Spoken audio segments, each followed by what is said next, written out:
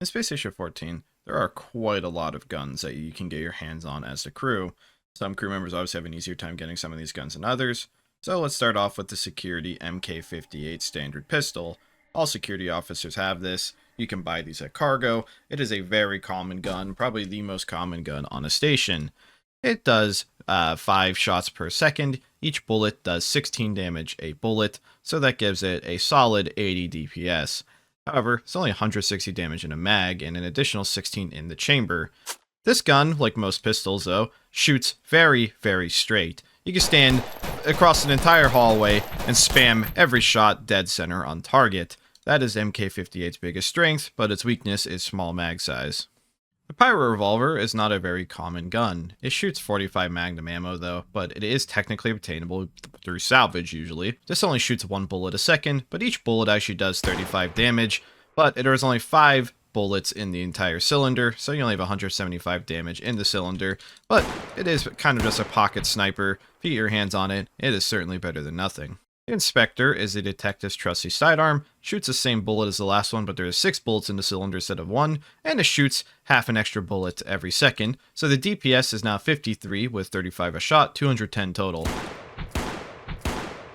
The Deckard can be found in the vault. The Deckard has an even faster fire rate, still 35 damage a shot, but only 5 damage in the cylinder? I mean, it's kind of like the Blade Runner gun, so magazine, cylinder, I don't know how the hell it works.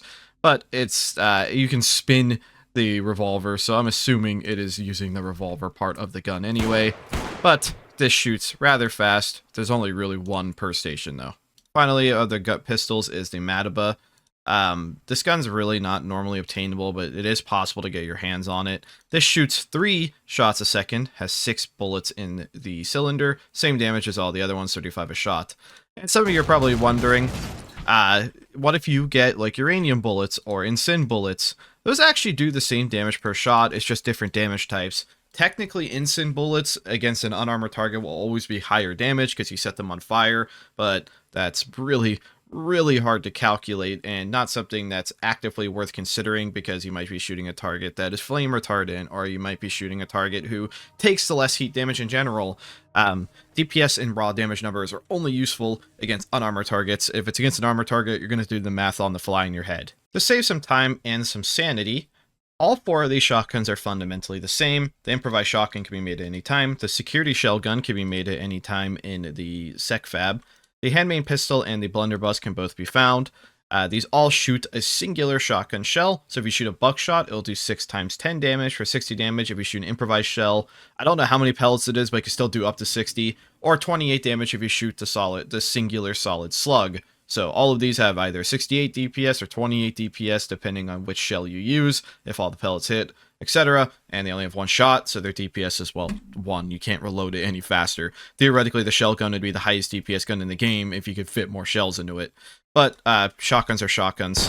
You shoot pellets out in a wide spread. And Ensign shells, same thing. They actually do the same damage, but they set you on fire. Next up is the double barrel. It is the single shot shotguns, but you can shoot 2 shells now, and you could get both out within the second. So 120 DPS max potential, 120 damage max potential. You can saw off the barrel to be able to shoot it with 1 hand, but I think the spread's actually the same. You can't shoot the normal double barrel with 1 hand, so you pretty much should always saw it off, but other than that, I think the statistics are identical, so the sawed-off shotgun is just better. You can even put it in your backpack for a tiny 1x2, so if you get the chance, always saw off your shotgun. Next we have the Kammerer. This was changed very recently. It now has 7 shots in the tube, but can only shoot once a second, so 60 DPS. However, if you're using all Buckshot, you theoretically have 420 damage in the tube, or only 168 if you use Slugs. I don't know if people really use Slugs, I don't see the point of them, but the Buckshot, especially at this range, you're likely to hit at least 5 pellets. I don't even know if it's possible to hit all 6 at this range. It doesn't really seem like it, but this is, 4 tiles away. So if you get just 2 tiles away, you will be able to land all the pellets. Kammerer's main strength is it's a very common gun. It fits a lot of ammo in the tube, 420 damage in a tube. The Enforcer is literally just a Kammerer, but it's black, and it shoots an extra pellet per second, so the DPS is doubled from 60 to potentially 120. This thing is the Nuki Destroyer. Lecter is an assault rifle that features 25 bullets per mag, 1 in the chamber, 5 bullet fire rate. It has 17 damage per shot. However, this game is consistently inconsistent, and for whatever reason, I'm guessing this is just an oversight, the uranium ammo for this gun is actually worse than every other one. Normally the bullet types or bullet damage are the same, but uranium damage only does 15 instead of 17, so if you use uranium damage, you're losing overall damage in total. However, I'm just going to pretend that you're not using that. The Lecter can reach a respectable 85 DPS, so 425 damage in a mag plus 17. This gun is very accurate, even with a high fire rate. I'll stand pretty far away, and your bullets are going to start deviating a little bit, but you're going to land pretty much all of your shots. The slower fire rate, compared to the Drozd, which we'll get to in a second, is a bummer for DPS, but the accuracy is very impressive. And yes, you can shoot the Lecter one-handed, but you're going to hit next to nothing doing that. The Drozd is a 30-bullet magazine. Says it's an SMG, but it certainly looks more like an assault rifle, Groza style, FAMAS, I don't know. Either way, 30 bullets in a mag, 1 in the chamber, fire rate of 6. However, these bullets are 1 less per shot, so 16 a shot. However, still has a very highly respectable 96 DPS, 480 damage in a mag with an additional 16 damage in the chamber. This gun can be shot one-handed, but it's somehow feels more accurate than the Lecter one-handed. Like, it's still terrible, don't get me wrong. However, the two-handed accuracy on the Drozd starts deviating massively deeper in the shots. However, the extra DPS might mean you still might down a target in relatively the same time at a medium range. At a long range, you're going to end up hitting people you don't intend to. It's very heavily debated whether the Drozd or the Lecter is better. Personally, I think having the extra damage and higher DPS in the magazine gives the Drozd a little bit of an advantage, but the Lecter, in a space fight, if you have both hands on your gun, you kind of normally want the accuracy. I don't know. There's a lot to be debated here. Both these guns are very standard issued in security, and both are used very commonly. The WT-550 is the clear champion of these guns, though. This gun doesn't feature a bolt, so it's actually just more convenient to use, and it actually can't be wielded at all. It is a one-handed gun, which makes it by far superior. It has the same bullet type as the Drozd, but it shoots 0.5 slower, so the DPS is only 88 instead of 96, but it's still 40 damage in a mag. The WT-550 is a superior gun of all of these. One-handed, very accurate firing, and especially even in large bursts. That was a third of the magazine. One-handed guns are just by far superior, which is really funny because there's a foregrip on this gun, but it's the most accurate with one hand. Either way, the head of security normally gets these. Cargo can buy these. You want this gun. It is very, very good. It is not quite as good as a C20 in terms of DPS, but it's got accuracy. And what might actually be the most sought-after gun in the security arsenal is the AKMS. It's not a very common gun. I don't even know how many maps you can even get this thing on. You can technically always get it through cargo, but it's literally gambling. The AKM does 19 damage a shot with 95 DPS, 570 damage in a magazine. This gun can be shot one-handed, but it is another pretty abysmally accurate one-handed gun. With two hands, though, it's very accurate. It might even be more accurate than the Lecter with a higher DPS, higher damage in the mag. There's a reason why this gun is not very common. It is better than all of them other than the one-handed firing. So the WT does have the edge over that on the AK. Now on to the mess of energy guns. The Disabler does 30 stamina damage a shot, meaning you can down somebody in 4 shots. That's 60 stamina damage a second if you land it, so you can down somebody in 2 seconds. There is 600 stamina damage total per charge. The Disabler was buffed to ludicrousy, in my opinion. Stun weapons have always been king. They got even better with this, and I'll just represent it. It doesn't do any burn damage anymore, so I guess it technically was nerfed in that regard, but you're not trying to kill somebody with the Disabler anyway. Very, very powerful weapon, and like all laser weapons, it can just be recharged in a recharger. The Disabler SMG is a faster stun weapon than the normal Disabler. It does 15 stamina damage a shot, so 67.5 stamina damage per second, which means you still are going to be downing people roughly in the same time, but you have more chances to miss shots in between. It has still 600 stamina damage per charge, so the Disabler SMG is arguably not necessarily an upgrade to the Disabler, but you can still use it one-handed, and you can get more shots down range faster, and get them at the slow cap at least faster as well, so that is worth considering. The Svalinn can be made by science. It is a bizarre laser pistol in the fact that it has a removable power cell magazine.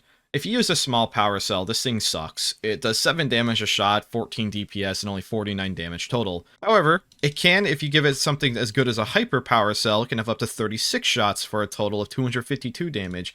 The Antique Cell prototype, if you can get your hands on this, and a Svalinn, is by far the best.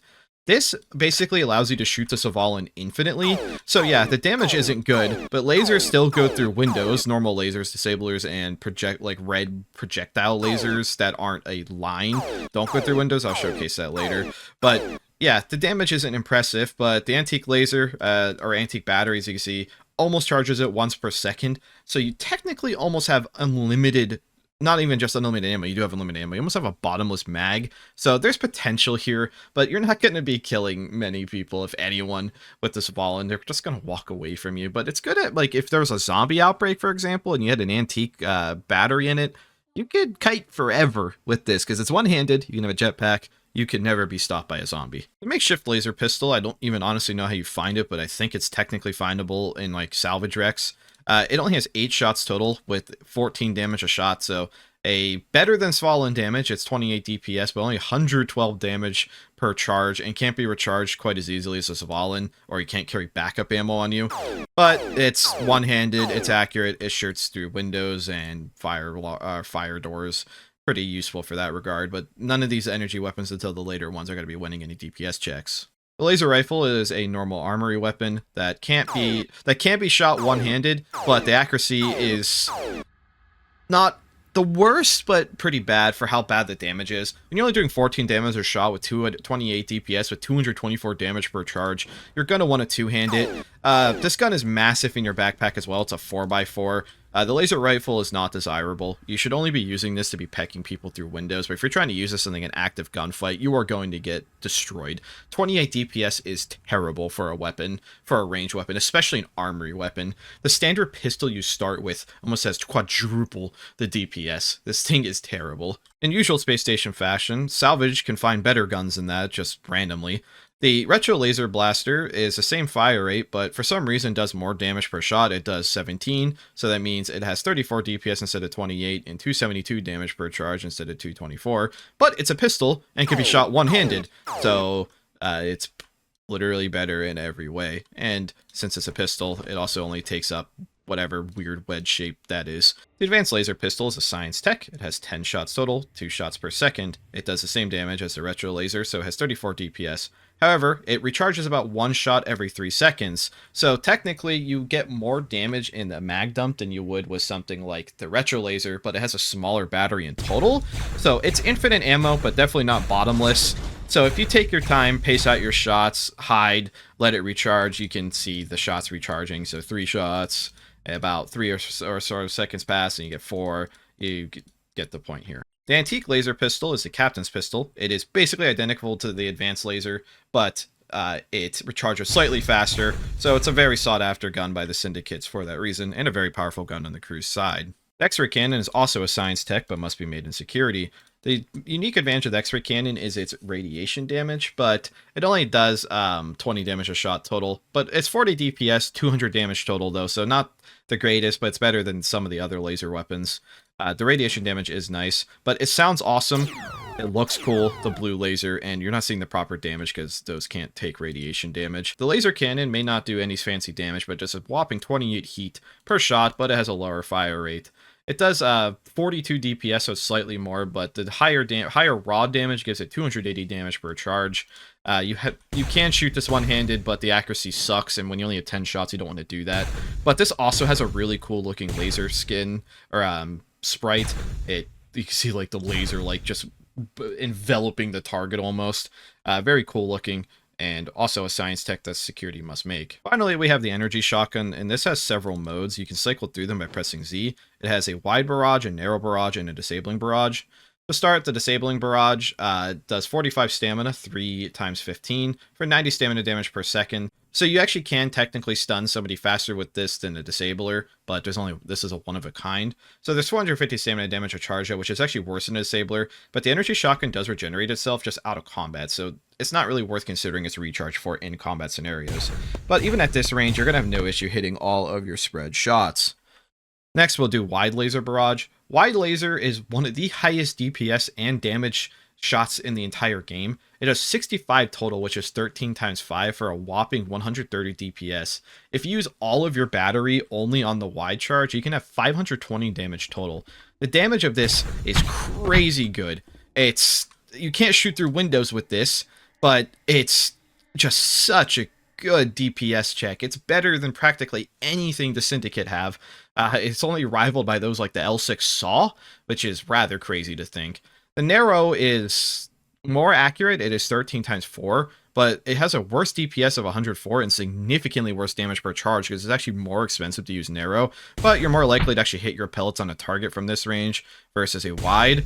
As you can see, I hit only 2 out of 5 pellets, so if you're barrel stuffing somebody, go wide, and because you'll have way more potential for higher damage, DPS and total. But if you're shooting somebody even more than 3 or 4 tiles away, you don't want to kill everyone in the hallway. Swap to Narrow. The Pulse Carbine and this ungodly weapon should not even be able to fall in the crew's hands, but thanks to cargo and salvage, you technically can get it.